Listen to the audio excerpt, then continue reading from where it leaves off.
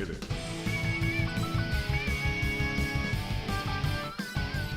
Hello, and welcome to Mike and Logan Have Issues. Mike and Logan Have Issues here at Banff Comics in Maitland, Florida. That's Mike, Right.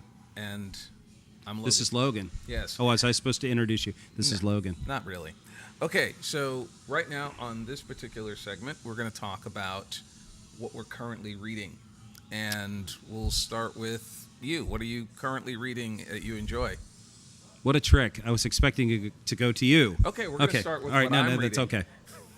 So I am reading a number of titles, but to boil it down for today's discussion, For today's? I would like to talk about the recent run on Flash, which has been kind of interesting to Okay. kind of preface what's going on. So the Flash being one of the impetus characters for Rebirth.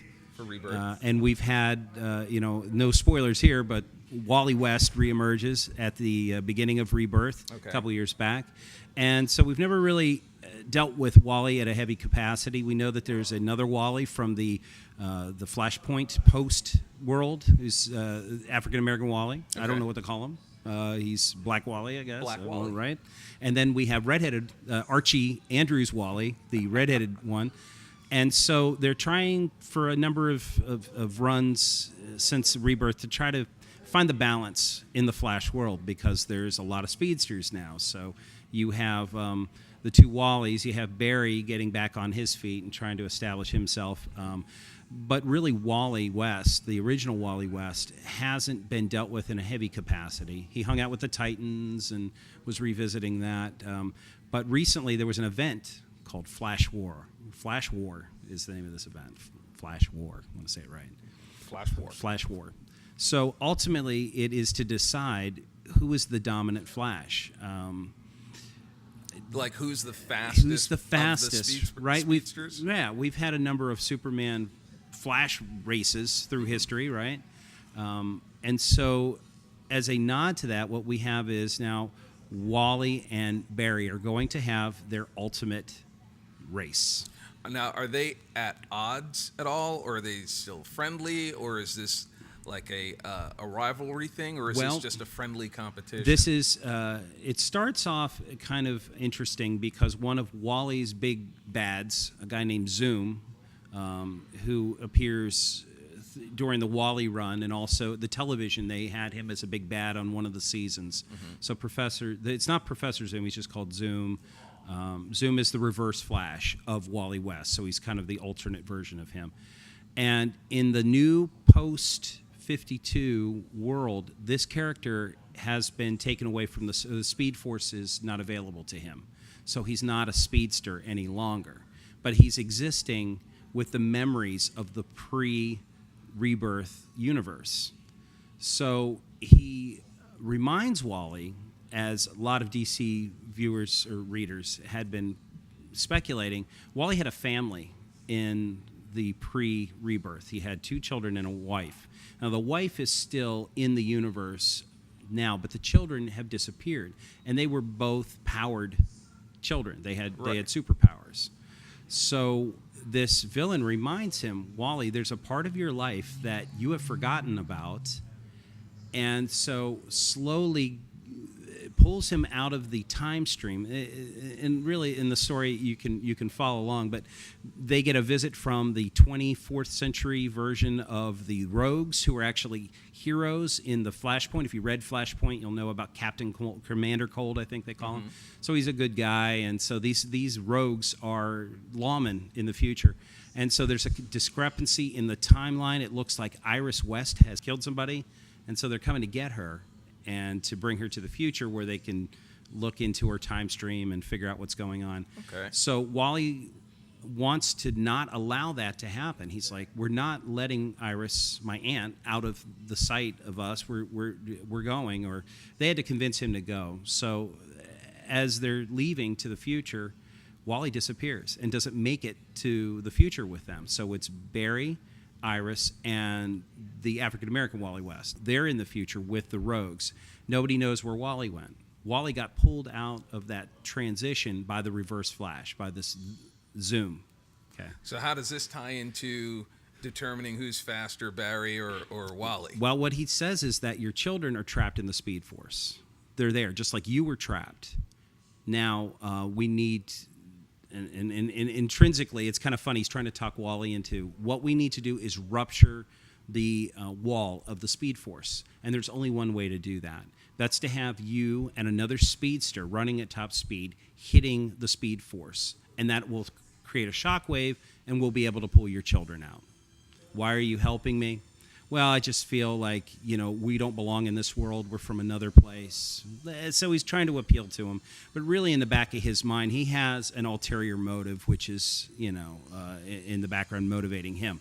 So Wally believes by running at the Speed Force and impacting it, the children can be freed. They can be So freed. that's his motivation, right? Well, Barry's motivation is, we don't want to rupture the Speed Force. It's not a good thing. That's a barrier that's set up to protect, the universe against anything. I mean, it contains it. So it's like a containment wall. So Wally says to him, well, I'm going to do it myself then. If you're not going to do it, I'm going to sacrifice myself at the wall. I'm going to run, and I'm going to hit it. That's what creates the race. So they're racing around the world in circles, just like the great Superman Flash races, right? They're racing, and Barry's trying to tell him this. I stop running. I'll help. But you realize Wally's faster than him. So through this race, they also encounter Superman, who is coming to them saying, you're tearing apart the world with your super speed zone. You're creating shock waves, and they just bolt by him. So who's faster, Superman or Flash? In this latest issue of Flash, or the run of Flash, it's Flash. It's both of them. Right. But specifically, what we see is they do hit the speed wall. Okay. Wally is faster. So Barry's not even the fastest Flash. He's technically not the fastest man alive. Okay. It's Wally West. Wally is faster. And what happened when they hit the Speed Force wall is they ruptured the wall. And believe it or not, the Speed Force isn't the only force out there. There's another one. There's two other ones that they're talking about. And one of them, we see the immediate ramifications of it. We see the Strength Force. Okay. Which is what taps into all these huge, it's like the Rob Liefeld force, where everybody's huge and accentuated muscles. And so we see that. And there's a Sage force, where a lot of the mystical characters are pulling their strength from. So that's what DC is introducing in The Flash, is there's not just a speed force. All of these characters are pulling powers from other vibratory forces that are out there. This is going to have ramifications throughout all the DC universe. Correct. Knowing now that there's a lot of different, there's an external force acting upon these heroes and villains that they're pulling from to access their powers. So I'm on for the ride. I want to see where it goes. The Speed Force is now the Flash. Barry Allen has been exposed to, and one of his villains, the Trickster, the new Trickster, got exposed to the Strength Force, so they're all huge. So the Flash and the just like those old covers, like those old covers of Flash where he's fat or real skinny. Like now they have this huge, and it's over there. It's on the wall. 54 issue 54 has a huge Flash on it. Cool. And so he's been exposed to that. So that's what I've been reading. Awesome. Right. Well, that sounds fantastic. So what have you been reading? I have been also started a bunch of new titles, but one that I tend to go back to is The Amazing Spider-Man. There have been a lot of different volumes. They've restarted and reset the whole thing. But I decided to jump on board with this new version of, it's not a new version of Spider-Man, but Nick Spencer and Ryan Ottley, I think, are the team behind it. And after the events of 800 and 801, the Red Goblin and all that, they kind of reset things again. But it's not, telling an origin story or anything like that. What they're doing is the first story arc was really interesting. Okay, so if you've been following Spider-Man, there was a period of time where Peter Parker was not Spider-Man. Spider-Man, the body and it looked like Peter Parker, but wasn't it Dr. Octopus? It was Dr. Octopus, and that was the era of the Superior Spider-Man. while Dr. Octopus had inhabited the body of Peter Parker, he started doing all these things that, I could be Peter Parker times 10. So not only did he get his degree from Empire State University, got a doctorate, started a company, wildly successful company, and the run of the Amazing Spider-Man, where Dan Slott took over his run, was where Peter had just come back into his body and found out that, all of a sudden I'm a millionaire and I own this company and I've got this degree. Okay, fine. And there was a lot of stuff that went on there, but this version of a Spider-Man, they called the first arc Back to Basics. And what I liked about this, it's really interesting. So now that Peter is back in his body, and by the way, Jonah Jameson knows that Peter Parker is Spider-Man. He knows this, and that's created an entirely new dynamic between the two of them. But now it turns out that they're stripping away Peter of all his accomplishments. So they did some research and found out, well, Peter, it seems like your doctoral thesis for your degree seems like it was plagiarized from Otto Octavius. Oh, no. And how can he, say, well, Otto Octavius was me, and that's, you can't do So that. he lost his So doctorate? he lost his degree. Oh, no. Having lost his degree, now it suddenly invalidates a lot of the stuff that he did before. He doesn't have his company anymore. He's fired from the paper because he was a columnist for, again, how can you be a tech specialist with this, amazing degree when you find out, well, you may not have gotten your degree to begin with. So they're sending him back to school. So now he's going back to school, and his professor happens to be none other than Dr. Connors. And if you know who Doc Connors is, it's the lizard. Yeah. Who has control over his transformation, which leads to an interesting point in the story. The whole basis for the control of this transformation is based on some of Otto Octavius's research. Okay. Not to get too technical, but what ends up happening is there's a lab accident, and Peter Parker is separated from Spider-Man. So now there are two entities, one who's Peter Parker and one who is Spider-Man. But the interesting thing about this particular arc, and what I found so fascinating about it, is that the question is, what do you get when you have Spider-Man and you remove the responsibility factor from the, with great power comes great responsibility? Here is a Spider-Man who no longer has that sense of responsibility, who no longer has that guilt, that empathy for his common man. Just freewheeling, doing his thing. Yeah, he's saving people, but kind of, Wow.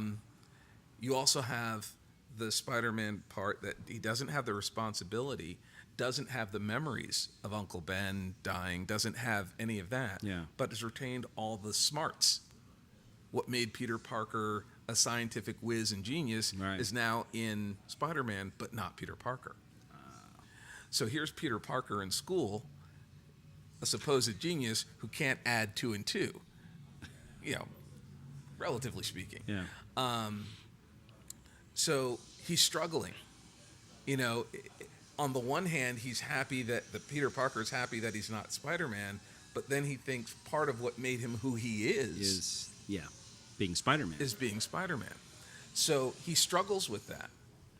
The added dimension to this that makes it even more interesting is now he's back with Mary Jane. At one point they were married, then they split up, then they were trying on again, off again, then it was wiped out, it didn't exist. Well, now he has they have been friends in Oh. this universe for a while. They've been friends, and finally he, at the end of the first issue, professes. He goes like, "Look, I can't do this without you." And she's like, "You had me at hello," that kind of thing. Yeah. So they're back together. So he's sharing all his insecurities and stuff with her, and of course now he's afraid. Well, will she love me if I'm not Right. this Spider-Man? Yeah. So the first arc explores, kind of what it means to be Peter Parker and Spider-Man. How can you be Spider-Man without Right. those memories, Right. without that sense of responsibility, without the guilt, without that? And who is Peter Parker without the... Right, because we really don't know Peter Parker. We don't. We don't. We've only known him since maybe a couple panels before he went to the science experiment back in 1962. Exactly. So we really don't know much about Peter Parker. And you start to Before. find out kind of who he is, why he feels like he's a fraud, and because he didn't earn that degree, and he recognizes that, okay, now he's got to atone for that. I started reading that arc right before 800. So it's the Goblin comes back. Yeah. And there's a scene where he comes into this huge fight with a bunch of space bugs. And it's like everybody in the Marvel Universe is fighting, right? Yes. And they're being kind of standoffish to him. Yes. And like even Daredevil, he had some gritty adventures with him. And he's like, we shared a pizza. And he's like, do you remember that? Oh, well, I ate the pizza and you smelled the pizza. He was like, we had a moment. What happened? There is, there are a couple of things. First of all, as a superior Spider-Man, he tended to rub people the wrong way because, again, it's Doc Ock. Gotcha. And not Peter Parker. So he's not fun. So he's not, he doesn't have the quips. He doesn't have the fun-loving, it's Doc Ock. So there's some of that in there.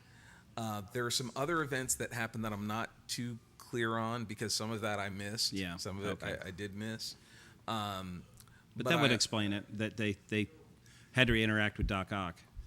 But in the current iteration of Spider-Man, again, there's this, Spider-Man's not looked at as, hey, jolly-go-lucky hero. He's kind of like a dick. Yeah. In some ways. He earned it. Yeah, he did. But anyhow, that's what I've been reading. Yeah. What do you think the creative team? What do you think of what's going on? Are you liking the direction of this? I am. I'm liking. Again, the whole title, Back to Basics. They're putting him back in school. Mm-hmm. They're giving him the relationship with Mary Jane, so at least he has a support system there.